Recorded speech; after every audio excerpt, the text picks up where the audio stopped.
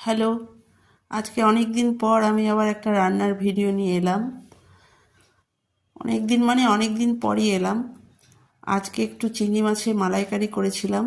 সেই নারকেলের দুধটা বের করার পর নারকেলের যে ছিবড়োটা ছিল ভাবলাম ফেলে দেবো, সেই জন্য ভাবলাম যে একটু নতুন কিছু আইডিয়া থেকে বের করলাম।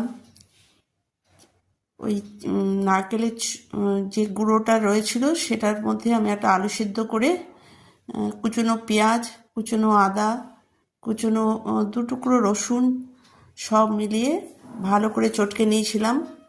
আলুটা নিয়েছিলাম একটু বাইন্ডিং করার জন্য, আর তার সাথে একটু 2 চামচ বেসন আর 1 চামচ মতো চালের গুঁড়ো নিয়েছিলাম। সবার শেষে একটু পোস্ত আর কালো জিরা মিশিয়ে ভালো করে বাইন্ডিং করে বড়ার আকারে ডুবো তেলে ভেজে নিয়েছিলাম। খেতে কি দুর্দান্ত স্বাদের হয়েছিল সে আর বলার কথা না।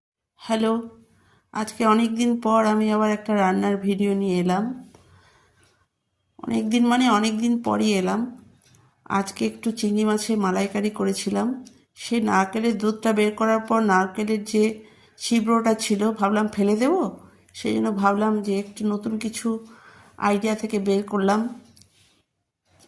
ওই নারকেলের যে গুঁড়োটা রয়েছিল সেটার মধ্যে আমি একটা আলু সিদ্ধ করে কুচনো পেঁয়াজ, কুচনো আদা, কুচনো 2 টুকরো রসুন সব মিলিয়ে ভালো করে চটকে নিয়েছিলাম।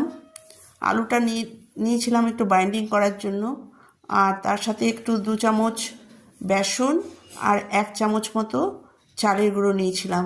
সবার শেষে একটু পোস্ত আর কালো জিরা মিশিয়ে ভালো করে বাইন্ডিং করে বড়ার আকারে ডুবো তেলে ভেজে নিয়েছিলাম। খেতে কি দুর্দান্ত স্বাদের হয়েছিল সে আর বলার কথা।